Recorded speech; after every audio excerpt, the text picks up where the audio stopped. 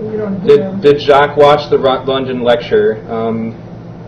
The voice was very bad, so we waited. We're going to wait until maybe there's a better tape of it. Mm-hmm. I couldn't hear it. We weren't. They basically said, yeah, the quality wasn't all that great, but PJ was going to send us a transcript. excellent. But yeah, this is what they're actually seeing, and it's much better. As you say, they said you guys look great. So, what would be the motive in the new scheme for those to work? How would the Venus Project tackle those that are non-compliant?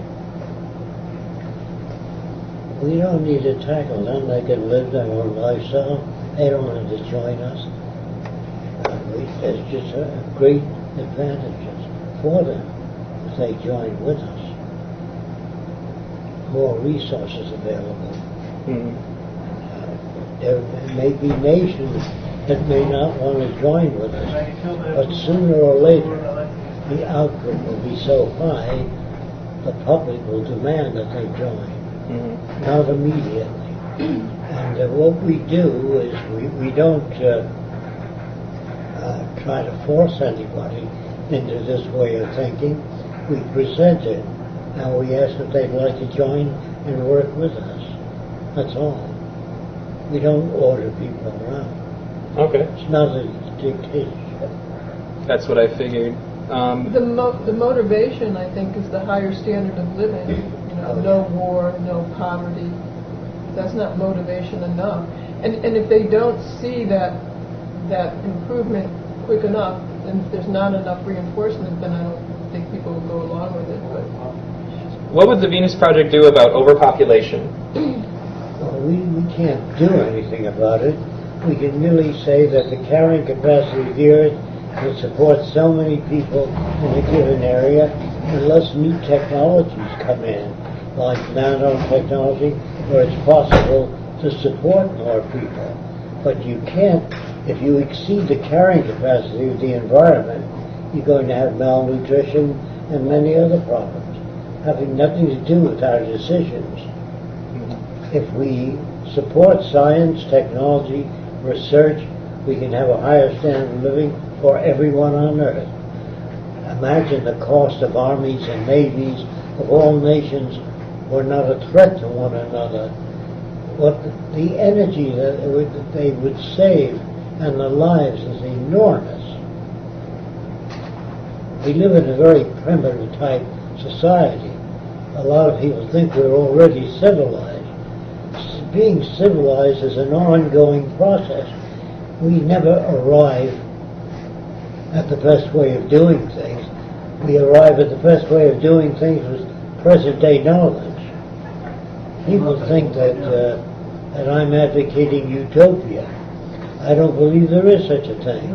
I think that every city design can always undergo change. If you take, for example, your laptop computer 10 years ago or 5 years ago, it's moving and changing continuously. All things change. That's why there's really no such thing as intelligent people. There are people that are better informed than others. There are people that have more information in a given area than others. But no one ever achieves perfection because there's no such thing. What we do is design a city that's more effective, more humane, and humans have more access to the necessities of life. But there's no such thing as a final frontier or final achievement or best architecture. It's always undergoing change. Okay. They're thanking you for their answers, and they're saying that they understand. They said, let's see,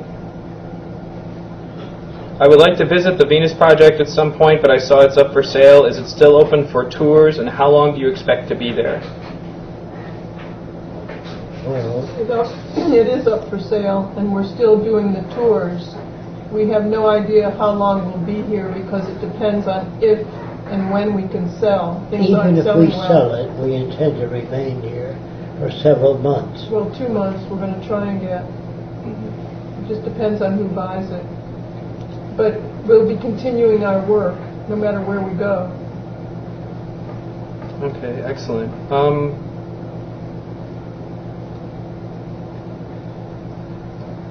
Thunder is saying, Jacque, Roxanne, there has been recent talk that what we're doing is attempting to overthrow the government. Well, I disagree on that being what you advocate. Others say that's exactly what we are doing. What are your thoughts? Well, we have no intention of overthrowing the government. It's a self-acting system. The system itself is overthrowing itself. It's failing in most areas. And the bailout is not going to work. We're not advocating doing away with anything. We're just proposing an alternative, positive direction to work towards when this system collapses. We think it's collapsing on its own weight. They're asking, where do you guys plan on going after you sell the site? We have no idea. When we know we've sold it, then we're going to take a couple months to go look around.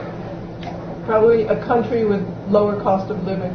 That's all we know right now. We will build a city anywhere in the world, Venus Project, because remember, it is not a national project. It's an international project. We want to invite all nations to join with us and share the Earth's resources with everyone. In other words, we want to move toward a resource-based economy. Do away with money. That is, when I say do away with money, to outgrow the need for it. To make all the resources available to all the nations of the world. To share and declare all the Earth's resources as the common heritage of all the world's people. Anything less than that will produce the same problems over and over again. You cannot attain peace when few nations control most of the Earth's resources.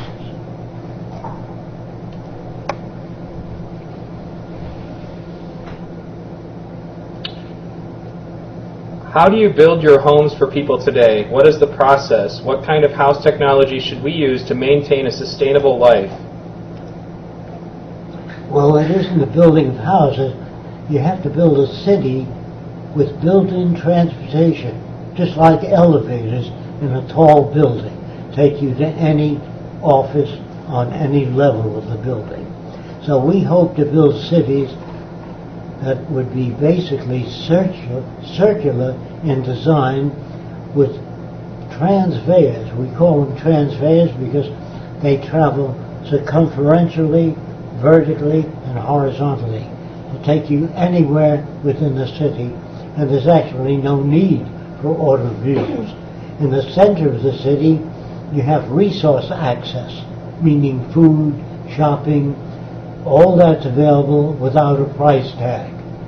So we don't hope to build individual buildings as such.